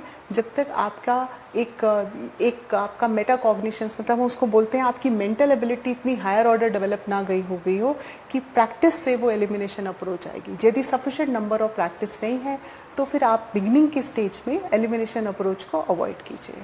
ठीक है जी। यहाँ पर शेयरिंग यूदेन पूछ रहे हैं, how to choose optional subject when everything is new for you, और when should we start studying for optional subject? Okay, first part जो है आपका ऑप्शनल सब्जेक्ट को चूज़ करने के लिए, मानते हैं कि आप स्क्रैच से शुरू कर रहे हैं, आप नर्सरी के स्टूडेंट हैं, आपके लिए हर चीज़ नई है, तो उसमें आप पहले जीएस के सब्जेक्ट्स पढ़िए। जीएस के सब्जेक्ट्स में आप public political science, economics, geography ये सब पढ़ रहे हैं। उन सब जीएस के सब्जेक्ट्स को आप बेस बनाकर, रेफरेंस पॉइंट बनाकर देखिए कि अब इससे कौन से सब्जेक्ट में आपका इंटरेस्ट है, और ये सब्जेक्ट्स देखिए जो लॉन्ग रन में भी आपकी सर्विसेज में आपको हेल्पफुल करेंगे। फॉर एग्जांपल जैसे पब्लिक एडमिनिस्ट्रेशन सब्जेक्ट है, आपने एडमिनिस्ट्रेटिव सर्विसेज के लिए आप एस्पायर कर रहे हैं, आपने सर्विसेज में जाना है, आप इंडियन पॉलिटी का सिस्टम पढ़ ही रहे हैं, तो आपको वो सब्जेक्ट उसके साथ काफ़ी ओवरलैप करता है। तो जीएस के सब्जेक्ट्स पढ़कर आपको क्लियर होता है कि आपको कौन से सब्जेक्ट की तरफ आपका इंक्लिनेशन है। जब आप जीएस में ज्योग्राफी पढ़ते हैं तो आपको फिर आप ऑप्शनल सब्जेक्ट ज्योग्राफी का सिलेबस देखिए, और वो उसके साथ ओवरलैप कर रहा है, आपको हेल्प भी करेगा, आपका बर्डन रिड्यूस कर देगा। तो ये प्रैक्टिकल सब्जेक्ट्स रहेंगे। दूसरा इनका सवाल है कि कब पढ़ना चाहिए। आप जब बिगनर वाली स्टेज में हैं तो आपको बेबी स्टेप्स लेने हैं, तो नर्सरी के बाद, केजी के बाद फर्स्ट क्लास, मतलब फर्स्ट 3 मंथ्स आप अपनी जनरल नॉलेज को, इन्फॉर्मेशन को गेन करने के लिए कीजिए, फिर डिसाइड कीजिए, और फिर उसके बाद 4th या 5th मंथ ऑफ अपनी प्रिपरेशन में आप ऑप्शनल सब्जेक्ट को स्टार्ट कर सकते हैं। जी, और भी यहाँ पर सवाल लेंगे। ये यहाँ पर शिखा मनकोटिया पूछ रहे हैं, can we watch videos later on also? Shikha Mankotia, जी हाँ, आप देख सकते हैं, ये सवाल मुझसे है। जी हाँ, ये लाइव के बाद भी जो है वो आप इसे देख सकते हैं। अब जो 2020 ये अभी एचएस का जो एग्जाम होना है, प्रीलिम्स होना है, उसके लिए क्या आप एस्पिरेंट्स को टिप्स यहाँ पर देना चाहेंगे? क्या आपका मैसेज रहेगा उनके लिए, किस तरह से इस एग्जाम को यहाँ पर जो है वो नॉक करे या क्रैक करने की कोशिश करे? आज उन एस्पिरेंट्स को तो वो तो बहुत क्लोज हैं अपनी जो है जर्नी के फर्स्ट स्टेज से, उनको यही कहना चाहूँगी कि अपनी प्योर इंटेंशन के साथ, अपने बहुत पॉजिटिव माइंडसेट के साथ वो एग्जामिनेशन सेंटर्स में जाएं, और एग्ज़ाम से पहले वो अपने माइंड और अपनी बॉडी को कामनेस में रखें। इसके लिए ज़रूर कुछ ना कुछ प्राणायाम, किसी भी तरह की ब्रीदिंग एक्सरसाइज, अनुलोम विलोम ये ज़रूर करें। कुछ बेसिक चीज़ें जो बच्चों से कई बार रह जाती हैं एग्ज़ाम की एंग्जाइटी में, ये है कि अब कोविड की सिचुएशन से आप जो है अपने एग्जामिनेशन सेंटर में टाइम का, पंक्चुअलिटी का ज़रूर ध्यान रखें। अपने इंपॉर्टेंट डॉक्यूमेंट्स आपने लेके जाने हैं, आपके आईडी कार्ड्स हैं, आपके एडमिट कार्ड्स हैं, वो ज़रूर जाएं। और आप एग्जामिनेशन सेंटर में प्लीज़ किसी भी मेंटल सेट से एंटर मत करें। पहले से ही कुछ बना के मत रखें कि पेपर आसान आएगा, पेपर मुश्किल आएगा, कट ऑफ कैसी जाएगी, मेरा होगा या नहीं होगा। किसी भी सेट से मत जाइए, और अपने क्वेश्चंस को आप पहले थॉरली रीड करें। मेंटल सेट जब नहीं बना होगा, आप थॉरली रीड करेंगे, तभी आप प्रॉपरली उसका आंसर दे पाएंगे, ताकि और टाइम को भी आप साथ में मैनेज रखें। और कोविड में ये एस्पिरेंट्स, खास ये जो है इनका जज्बा है कि इनका हौसला है, ये फिर भी एग्ज़ाम देने के लिए जा रहे हैं, और इन्होंने अपनी लाइफ में डिसाइड किया है कि वो इस पर्टिकुलर एग्ज़ामिंग को जो है प्रॉपरली तैयार करेंगे। उनके लिए मैं ये कहना चाहूँगी कि साहिल के सकू से किसे इनकार है, साहिल के सकू से किसे इनकार है, लेकिन लहरों से लड़ने का मज़ा ही कुछ और है। So my best wishes and all the best to all the aspirants who will be appearing for this time. उम्मीद करते हैं कि डेफिनेटली जो भी यहाँ पर जा रहे हैं एग्जाम देने, और जिन्होंने पूरी तैयारियां करके रखी है, वो इसे क्रैक करें। लेकिन यहाँ पर बहुत सारे लोगों के ये कमेंट्स आ रहे हैं, मैम मैंने एचएस टेस्ट क्लियर कर लिया था, इंटरव्यू में क्लियर नहीं हुआ, नेक्स्ट टाइम किस पे प्रिपरेशन करनी चाहिए? आपका बहुत हार्दिक स्वागत है जी। आप इंस्टीट्यूट में आइए। इंस्टीट्यूट गुरुजी कृपा SNMIS academy free of cost HS aspirants को इंटरव्यू स्टेज की जो है वो प्रिपरेशन कराती है। इस बच्चों के मॉक इंटरव्यूज़ होते हैं। हमारे पास पूरी टीम है जो आपकी बॉडी लैंग्वेज से लेकर, आपकी पर्सनालिटी से लेकर आपको ग्रूम करती है, आपकी बेसिक नॉलेज को, और आपका डैफ जो आपका बेसिक इन्फॉर्मेशन फॉर्म होता है, हम आपके मॉक इंटरव्यूज़ लेते हैं, उसको रिकॉर्ड करते हैं, उसकी पेन ड्राइव आपके साथ शेयर करते हैं ताकि आप बाद में भी उसको देख सकें। इम्प्रूवमेंट होती है स्टूडेंट्स की, राइट। तो आप मोस्ट वेलकम, आप इंस्टीट्यूट ज्वाइन कीजिए। इंटरव्यू की ट्रेनिंग के लिए नंबर्स, इंस्टीट्यूट का website I am sure student के पास अवेलेबल है। मोस्ट वेलकम, आपको किसी भी तरह की गाइडेंस चाहिए। साथ में यहाँ पर शुभम शर्मा पूछ रहे हैं how to attempt 20 mark questions इन HPAS एग्जामिनेशंस। मेंस की बात कर रहे हैं इस पार्ट में, यस। इसमें मैं सबसे पहले तो लाइव टाइम्स टीवी से ये गुजारिश करना चाहूँगी कि आज आपने फोकस HS प्रीलिम्स का रखा है। जब भी आप कभी फ्यूचर में यदि आपके लिए पॉसिबल हो, आप मौका ज़रूर दें कि हम HS मेंस का ज़रूर एक सेशन रखें। लेकिन अभी इस क्वेश्चन को देखते हुए 20 मार्क्स का क्वेश्चन के लिए, 20 मार्क्स के क्वेश्चन के लिए सबसे पहले आपने उसको 18 मिनट में वहाँ पर अटेम्प्ट करना है और उस एग्ज़ाम में आपका इंट्रोडक्शन जो है वो रेलेवेंट रहे क्वेश्चन के अकॉर्डिंग। आपके आंसर की जो बॉडी है वो पॉइंट्स में लिखी हुई हो, उस पर फिगर्स जरूर हों, डायग्राम्स जरूर हों, फ्लो चार्ट्स हों, ताकि आपकी प्रेजेंटेशन क्लियर रहे और जो जैसा वो सवाल है उसके हिसाब से कंक्लूजन हो। और यदि सवाल प्रॉब्लम्स के बारे में है, चैलेंजेस के बारे में है, तो आपका कंक्लूजन बड़ा ऑप्टिमिस्टिक हो, सजेशंस के रूप से हो, मेजर्स के रूप से हो। जी, यहाँ पर एक सवाल ये भी आया है कि how we can write our writing skills for mains. किस तरह से जो हम यहाँ पर राइटिंग स्किल्स को इम्प्रूव कर सकते हैं और राइट कर सकते हैं। राइटिंग स्किल को इम्प्रूव करने के लिए फर्स्ट पार्ट क्या है कि आप प्रीवियस ईयर पेपर्स लेकर उसको प्रैक्टिस करें। शुरू में जब स्टूडेंट प्रैक्टिस करते हैं, जो HS मेंस का पैटर्न है उसमें आपके पास 4 मार्क्स के क्वेश्चंस हैं, 8 मार्क्स के क्वेश्चंस हैं और 20 मार्क्स के क्वेश्चंस हैं। तो बिगनिंग में स्टूडेंट्स को टाइम लगता है 4 मार्क्स को अटेम्प्ट करने में, जनरली मोर देन 10 मिनट्स लग जाते हैं। आप उसको प्रैक्टिस इस तरह से करें कि स्टॉप वॉच रखें। 4 मार्क्स का क्वेश्चन आपने 4 मिनट्स में ही अटेम्प्ट करना है, 8 मार्क्स का क्वेश्चन 8 मिनट्स में अटेम्प्ट करना है, नहीं तो तब पेपर कंप्लीट नहीं होगा। दूसरी बात, आप जैसी स्टैंडर्डाइज आंसर बुकलेट आपको एग्जाम में मिलती हैं, उसी स्टैंडर्डाइज पैटर्न से आप घर पर भी प्रैक्टिस करें। यदि जैसे 4 मार्क्स के लिए आपको एग्जामिनर जो आपके आंसर बुकलेट में आपको 11 लाइंस मिलती हैं, तो then please stick to those 11 lines only. Word limit को ध्यान में रखते हुए आप उन 11 लाइंस में ही रूल शीट्स पर, मतलब रूल शीट से मेरा मतलब है जो लाइनों वाली रजिस्टर्स और आती हैं, आप उस पर अटेंड करें। आप ब्लैंक और खाली शीट पर जो है वो प्रैक्टिस ना करें। बहुत सारे लोगों का जिनका शायद क्रैक नहीं हो पाता है या क्रैक होने से बच जाता है या क्रैक करने की तैयारी में होते हैं, ये भी उनका मानना होता है कि HS या UPSC की अगर बात करें तो हार्डवर्क के साथ साथ कहीं ना कहीं ये लक की गेम भी है। इसमें लक का होना भी जो है वो बेहद ज़रूरी है। अगर सितारे आपके साथ नहीं हैं तो आप जितनी मर्जी मेहनत कर लो, सक्सेस नहीं हो पाते हैं। इस बात को आप कितना मायनों में जो है वो सही मानते हैं? यहाँ पर क्या लक भी मैटर करता है इसमें? मैं सभी एस्पिरेंट्स को ये कहना चाहूँगी, बच्चों, सब कुछ हमारे अंदर है। जो फ्यूचर हम चाहते हैं वो हम एट प्रेजेंट में क्रिएट कर सकते हैं। हम ही हमारा भाग्य हैं, हम ही हमारी किस्मत हैं, हम ही सब कुछ हैं, राइट। और फ्यूचर जो भविष्य होता है वो कभी भी प्रेडिक्ट नहीं किया जाता, वो क्रिएट किया जाता है। तो आप प्लीज़ अपने पे, स्वयं पे विश्वास रखिए। आपके अंदर बहुत पोटेंशियल है। खास करके जो हिमाचल से स्टूडेंट्स आते हैं, आप बहुत हार्ड वर्किंग हैं। आपका ये बहुत बड़ा कल्चरल हेरिटेज है। प्लीज़ अपनी इस बहुत बड़ी सौगात को आप पहचानिए कि आप कितने लंबे समय तक कंसिस्टेंटली हार्ड वर्क कर सकते हैं। आप लोग बहुत हार्ड वर्क हैं, आपकी ये बहुत बड़ी लेगेसी है। आप लोग बहुत ऑनेस्ट हैं, आप लोग बहुत सिंसियर हैं। उससे यदि आप उससे ऐसी कोई चीज़ नहीं है इस दुनिया में, इस धरती पर, इस ब्रह्मांड में, जो कि हम सोच लें, एक बार यदि उसका दृढ़ निश्चय कर लें तो हम उसको अचीव ना कर सकें। तो प्लीज़ ये लक, डेस्टिनी, ये सब कुछ भी है ना, ये भी हमारे विचार हैं, हमारी सोच है। सोच को पॉजिटिव माइंडसेट में रखें। अपने पे कभी डाउट ही मत करें, कैसे नहीं होगा। आप ही तो डिजर्व करते हैं। आप नहीं बनेंगे तो कौन बनेगा? और आप उसको तब तक करें जब तक आप उसको हासिल ना कर लें।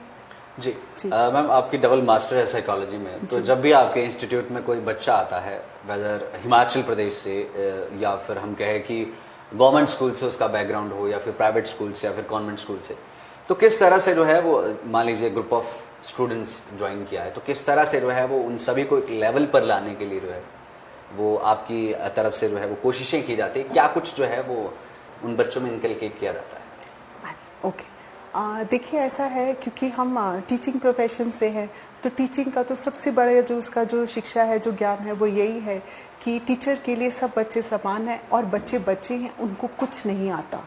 हमारा सबसे पहले बात क्या है कि बच्चे एब्सोल्युटली ज़ीरो है, बच्चे ब्लैंक हैं, उनको कुछ नहीं आता, जो सिखाना है हमने सिखाना है। तो शुरू में हम उनकी हैंड होल्डिंग करते हैं, मतलब उन्हें हाथ पकड़ के चलना सिखाते हैं, लेकिन हम चाहते हैं कि ये जर्नी आपको एम्पावर करे, आप हम पे डिपेंडेंट ना रहे। तो कुछ टाइम बाद हम आपको ऐसा भी, आपके इतने टेस्ट लेते हैं, इतनी ट्रेनिंग आपकी करवाते हैं कि आप इंडिपेंडेंट बन जाए, नंबर 1। नंबर 2, क्योंकि बैकग्राउंड डिफरेंट है और स्पेशली जैसे आप बात कर रहे हैं हिमाचल के इस पार्ट से, तो डाइवर्सिटी बहुत ज़्यादा रहती है। तो हम इंस्टीट्यूट में स्मॉल ग्रुप्स में पढ़ाते हैं, स्मॉल बैचेस में पढ़ाते हैं, ताकि हम पर्सनल मेंटरशिप दे सकें, पर्सनल गाइडेंस दे सकें। फिर भी यदि उस 40-50 स्टूडेंट्स के बैच में किसी स्टूडेंट को कोई प्रॉब्लम है, तो हमारे यहाँ पर हम काउंसलर्स, हमारे साइकोलॉजिस्ट, मैं खुद वहाँ पर even after the class, before the class हम लोग अवेलेबल रहते हैं। इवन इस कोविड के टाइम में भी, जैसे इंस्टीट्यूट क्लोज्ड है, but still I am having हमारे पर्सनल मेंटरशिप प्रोग्राम है कि जहाँ 1-to-1 वे पर तैयारी कर सकते हैं, एक टीम की तरह मिलकर। हमारा रिलेशनशिप ऐसे नहीं रहता है कि बस आपको जितना क्लासरूम में पढ़ा दिया वो टीचिंग वहीं तक लिमिटेड रहेगा। नहीं, आपको, आपके साथ हम पूरा आपका जो स्केड्यूल है, जो आपका लर्निंग प्रोग्राम है, हम आपको आपकी ज़रूरत, आपकी स्ट्रेंथ के हिसाब से उसको कस्टमाइज करके देते हैं कि बच्चों आपके लिए ये सही रहेगा या आपके लिए वही सही रहेगा। क्योंकि साइकोलॉजी यही सिखाती है कि हाथ की 5 उंगलियां एक बराबर नहीं है, तो इंडिविजुअल डिफरेंसेस तो होंगे ही। तो बिना जजमेंट के बच्चों को एक्सेप्ट करके जब उन्हें प्रॉपर अटेंशन मिलती है, गाइडेंस मिलती है, तो डेफिनेटली उनका स्कोर जो है वो इम्प्रूव होता है। जी, चारू शर्मा यहाँ पर पूछ रहे हैं, एचएस प्री के लिए जी। एनिशिएंट और मिडिवल हिस्ट्री को स्किप किया जा सकता है क्या? ओके, चारू जी देखिए ऐसा है कि यदि आपको, मैं ये तो नहीं कहूँगी कि उसको 100% स्किप किया जा सकता है, ऐसा नहीं है, क्योंकि वो हमारी हिस्ट्री का एक पार्ट है, राइट। लेकिन हाँ, ये कहा जा सकता है कि उसमें आपने कितना टाइम इन्वेस्ट करना है, कितनी एनर्जी इन्वेस्ट करनी है, उसको लिमिटेड किया जा सकता है। तो आप उसके लिए यदि आप बेसिक एनसीईआरटीज भी पढ़ लेंगे ना, हिस्ट्री की 6 से लेके 12th तक की एनसीईआरटीज, वो भी आपको एंशिएंट मिडिवल के लिए सफिशिएंट रहेगी। ठीक है, ये बहुत विजडम की बात नहीं होगी कि यदि उससे आपको उसको समझने में दिक्कत आ रही है तो आप बहुत ज़्यादा टाइम उसमें लगाएं, ऐसा तो नहीं होगा। स्किप मत कीजिए, क्योंकि तार कहीं ना कहीं जुड़े हैं। Ancient medieval art and culture से जुड़ जाएगा, आगे मॉडर्न हिस्ट्री से जुड़ जाएगा। आप उसको इग्नोर मत कीजिए, आप उसको पढ़िए, लेकिन जायज़ उतना पढ़िए, लिमिटेड पढ़िए, ताकि वो आपका ज़्यादा टाइम ना ले। बिल्कुल सही, यहाँ पर टाइम मैनेजमेंट बहुत ज़्यादा ज़रूरी है। और तनुजा गौतम पूछ रहे हैं, ऑनलाइन कोचिंग भी होती हैं क्या? मैम, तनुजा गौतम जी का यहाँ पर। तनुजा जी, मैंने जैसे अभी आपको बात करी कि एक मेंटर और एक टीचर का कितना इम्पोर्टेंट रोल रहता है।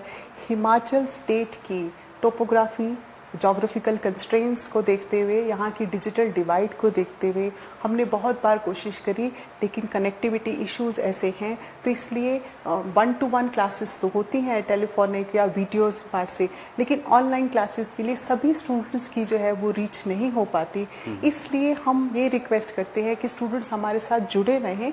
यदि वो चंडीगढ़ आकर नहीं भी पढ़ सकते हैं, अभी भी एट प्रेजेंट मेरे पास यहाँ पर स्टूडेंट्स हैं जो कांगड़ा डिस्ट्रिक्ट से हैं, लेकिन वो इस समय महाराष्ट्र स्टेट बॉम्बे में है, तो वो हमारे साथ फिर भी जुड़े हुए और गाइडेंस ले रहे हैं।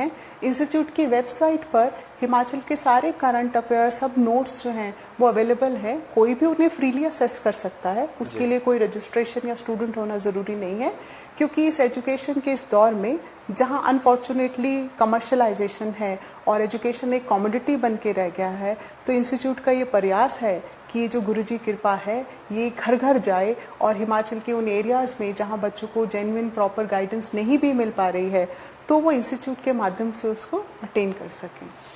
युनन का यहाँ पर सवाल है, ma'am, I have started preparing by self study from अगस्त 2021। शायद ये 2020 लिखना चाह रहे होंगे यहाँ पर। Is it a right time for starting a preparation और एनी स्पेशल टिप? सॉरी, ये इन्होंने कहा, I have started preparing by self study from August for 2021। शायद ये कहना चाह रहे हैं कि सवाल ये है कि 21 के लिए एस्पायर कर रहे हैं, it is a right time. जिस पल ठान लिया और जिस पल डिसाइड कर लिया कि ये करना है वही सही समय है। इसके लिए ना किसी मुहूर्त की ज़रूरत है, ना डेट की ज़रूरत है कि आप कहें कि आज श्राद्ध चल रहे हैं जी, अब श्राद्ध है तो अब नहीं पढ़ना, ऐसा कुछ नहीं। आप जब शुरू कर दें, जब जागो तभी सवेरा, तो ये आपका सही टाइम है। जितनी जल्दी इसको शुरू कर देंगे उतना जल्दी आपका ये हो जाएगा कि आप एक ही अटेम्प्ट में तीनों स्टेजेस को स्मूथली क्लियर कर पाएंगे। शायद तनुजा गौतम जी का यहाँ पर जो है वो जवाब मिल गया होगा। हाउस वाइफ भी प्रिपेयर कर ले, तो जैसा मैम ने बताया कि जब ठान ले तो फिर उसे मान ले। ये हमारी सोच की लिमिटेशन है तनुजा जी, कि हम हाउस वाइफ हैं, हम क्या है। ये देखिए कि हम करना क्या चाहते हैं, आप क्या चाहते हैं अपनी लाइफ से। यदि आप अपनी देवभूमि, अपनी तपोभूमि को कर्म भूमि बनाना चाहते हैं तो आपको कोई नहीं रोक सकता है उस पार्ट से। जी बिल्कुल सही। मैम अक्सर ऐसा देखा जाता है, एचएस एस्पिरेंट्स की बात करें या फिर यूपीएससी एस्पिरेंट्स की बात करें, स्पेशली एचएस जो एस्पिरेंट्स रहते हैं, उनके पास जो है वो lack of I can say guidance होती है, लैक ऑफ नॉलेज होती है। तो उन बच्चों के लिए आप क्या कहना चाहेंगे जो जिनको मार्गदर्शन करने वाला कोई नहीं मिल पाता है, उनका आपका क्या कहना है कि किस तरह से वो खुद को एक स्ट्रीमलाइन पर ला सकते हैं? सबसे पहले तो उन बच्चों को ही सल्यूट है, उनके जज्बे को सलाम है। नहीं भी होते हुए फिर भी उन्होंने अपनी मोटिवेशन बरकरार रखी है और वो इस रास्ते पर चल रहे हैं। तो जैसे मैंने अभी आपके साथ शेयर किया, उन बच्चों के इस पार्ट से एक तो आपको बुक्स हेल्प कर सकती हैं। तो जो हिमाचल की बुक्स अवेलेबल होकर आएंगी, रिसेंटली मेरा पब्लिकेशंस जो जीके पब्लिकेशन की बुक है, तो मेरा उनके साथ ये भी निवेदन चल रहा है कि इस बुक को जो है वो हिंदी मीडियम में भी ट्रांसलेट करके लाया जाए, क्योंकि हिमाचल में हिंदी मीडियम की बुक्स हैं। तो आप बुक्स रेफ़र कर सकते हैं। बुक्स के लिए आपको चंडीगढ़ आने की ज़रूरत नहीं है, हिमाचल के सभी डिस्ट्रिक्ट्स के लीडिंग बुक स्टोर्स पर वो बुक अवेलेबल होती हैं, नंबर 1। नंबर 2, वेबसाइट पर आपको इन्फॉर्मेशन अवेलेबल है। नंबर 3 जो है, आप कांटेक्ट कर सकते हैं इंस्टीट्यूट को फर्दर गाइडेंस के लिए, इन्फॉर्मेशन के लिए, नोट्स के लिए, टेलीफोनिक गाइडेंस ले सकते हैं। आप मंथ में एक बार कभी विजिट कर सकते हैं यदि आपको फर्दर मॉनिटर करना है। आप नहीं आ सकते, ज्वाइन नहीं कर सकते, आप टेस्ट सीरीज़ कर सकते हैं। ऑनलाइन टेस्ट सीरीज़ की फैसिलिटीज़ है, ताकि आपको टाइम टू टाइम अपडेट्स होती रहे। हमारे जो है व्हाट्सएप पे ग्रुप्स हैं, आप अपना नंबर रिक्वेस्ट कर सकते हैं, आपको उन ग्रुप्स में ऐड किया जा सकता है, ताकि जो हम आर्टिकल्स, ब्लॉग्स और जो इन्फॉर्मेशन शेयर करते हैं वो आप सबके साथ भी शेयर हो जाए। जी, तो स्क्रीन पर जो है वो नंबर फ्लैश हो रहा है, आप उस नंबर पर जो है वो कांटेक्ट कर सकते हैं, और आप वेबसाइट पर भी जा सकते हैं जो आपको अभी स्क्रीन पर दिख रही है। वहाँ से आप जो है वो ऑनलाइन जो नोट्स है उनको भी जो है ले सकते हैं और गेन कर सकते हैं। बहुत सारे यहाँ पर लोग कह रहे हैं हैप्पी टीचर्स डे, तो टीचर्स डे की आपको बहुत बहुत शुभकामनाएं। Thank you so much. मैं आप सभी एस्पिरेंट्स जो एचएस एस्पिरेंट्स हैं 2020, 21 या फ्यूचर में भी इस भूमि में कितने लोग आते रहेंगे, और स्पेशली इस कोविड की सिचुएशन में मैं आप सबको यही कहना चाहूँगी, किश्ती चलाने वालों ने जब हार के दी पतवार हमें, किश्ती चलाने वालों ने जब हार के दी पतवार हमें, डगर डगर तूफान मिले, डगर डगर मझधार हमें, फिर भी हमने दिखाया है, फिर भी हम दिखाएंगे, इन हालातों में भी आता है दरिया करना पार हमें, इन हालातों में भी आता है दरिया करना पार हमें। क्या बात है मैम।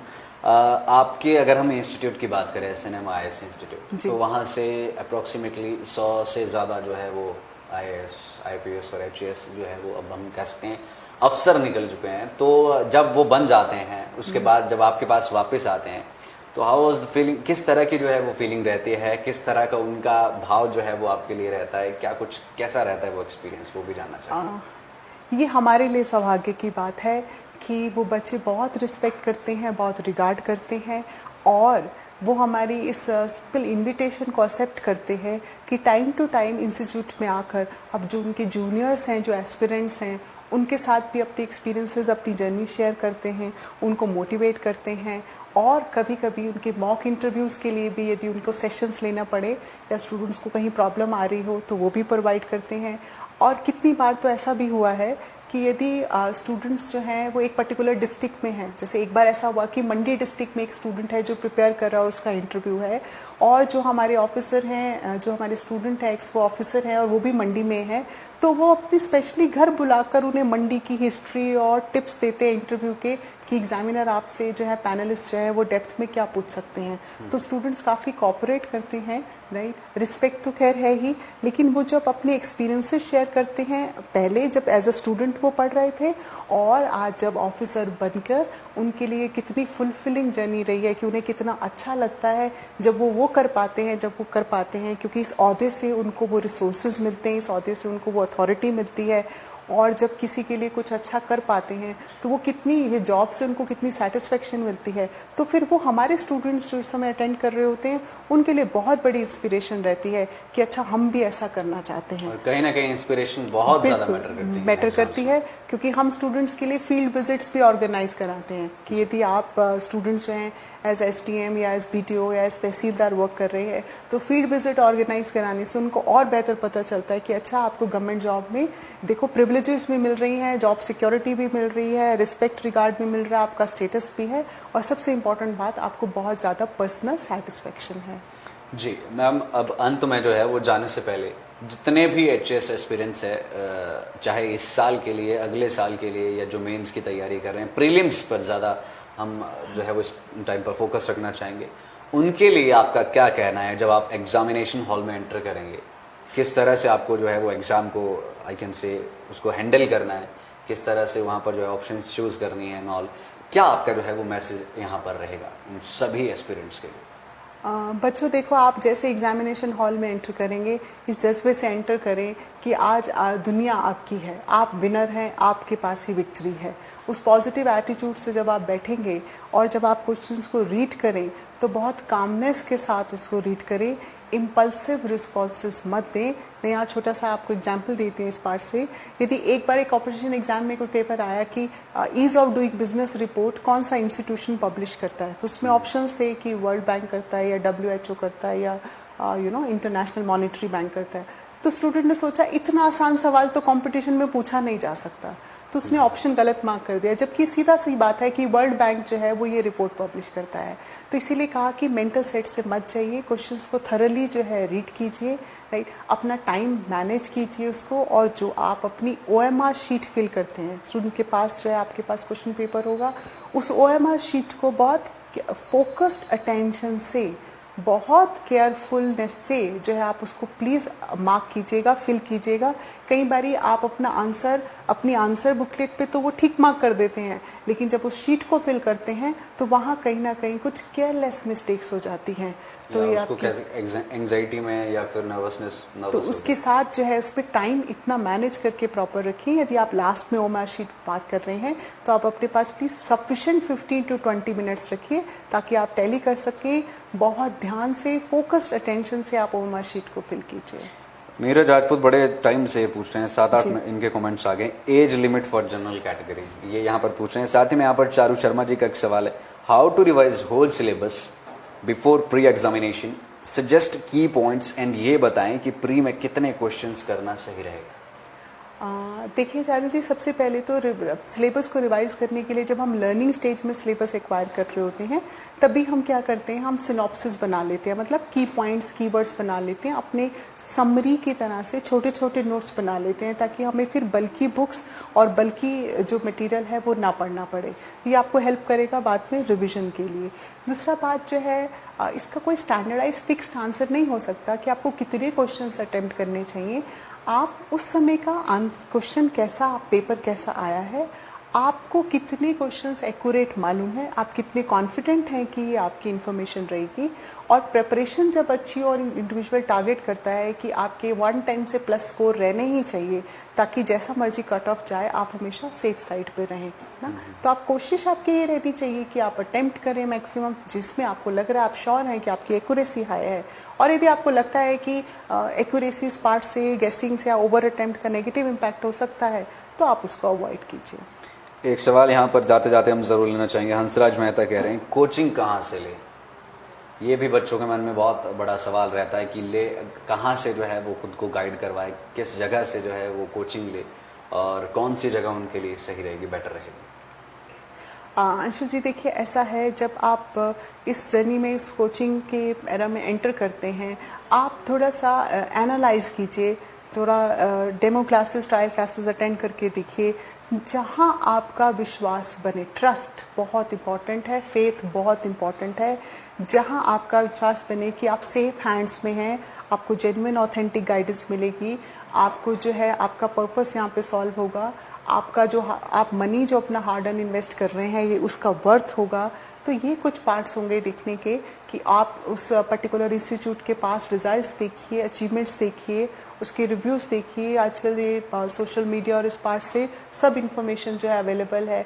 आप देखिए कि वहाँ पर आपके साथ जो है टीम की तरह मिलकर आपके साथ हार्डवर्क करवाया जा रहा है कि नहीं। और इस पार्ट से, इस प्लेटफॉर्म से मैं बहुत प्राउड फील करती हूँ आज टीचर्स डे पे कहते हुए कि गुरुजी's कृपा SNM IAS अकेडमी हमेशा कोशिश रहती है कि जो हमने अपने स्टैंडर्ड्स और वैल्यूज सेट की हैं हम उसमें आपको जेन्युइन जो है वो गाइड करते रहें। जी मैम, बहुत बहुत शुक्रिया। आज टीचर्स डे के उपलक्ष्य पर आप लाइव टाइम्स टीवी के स्टूडियोज में आए और ये हमारा सौभाग्य है कि एक अध्यापक, एक टीचर जो है वो हमारे बीच में यहाँ पर मौजूद है। बहुत बहुत धन्यवाद। बहुत आप सबका, आप सभी ऑडियंस का, मेरे को इतनी पेशेंटली सुनने के लिए, अपना कीमती समय देने के लिए, और specially team live times TV का, मनोज जी आपका मैं आभार व्यक्त करती हूँ कि आपने ये अपॉर्चुनिटी दी और इस टीचर्स डे पे ये टीचर को मौका दिया कि हम आपके चैनल के माध्यम से जो है इन्फॉर्मेशन दे सके। जी बिल्कुल सही। लाइव टाइम्स टीवी पर ये स्पेशल सेशन आप सभी लोगों के लिए, जितने भी पेरेंट्स, एस्पिरेंट्स देख रहे हैं, जो पेरेंट्स यहाँ पर सोचते हैं कि उनके बच्चे बड़े होकर जो है वो IAS, HAS या फिर IPS बने, तो उन सभी के लिए सेशन था। और अगर कोई भी क्वेरीज आपकी यहाँ पर रहती है HAS एग्जामिनेशन को लेकर, तो स्क्रॉल चल रहा है नीचे, उस पर जो है वो SNM IAS अकेडमी की वेबसाइट भी लिखी है, वहाँ से आप नोट्स भी ले सकते हैं। साथ ही में वहाँ पर मैम का नंबर भी जो है वो मेंशन्ड है, तो आप उस पर भी संपर्क कर सकते हैं, संपर्क साध सकते हैं। आई होप सो कि आपको जो है वो बेहतरीन गाइडेंस जो है वो मिलेगी। तो अभी इस लाइव स्ट्रीम को यहीं पर जो है वो समाप्त करना चाहेंगे। बहुत बहुत शुक्रिया एक बार फिर से। देखते रहिए live times TV for true honest reporting. इस लाइव स्ट्रीम पर हमारा साथ दिया senior video journalist Ajay Bhatia ji ने, वीडियो जर्नलिस्ट शुभम शर्मा ने। धन्यवाद। जय हिंद, जय भारत, जय हिमाचल।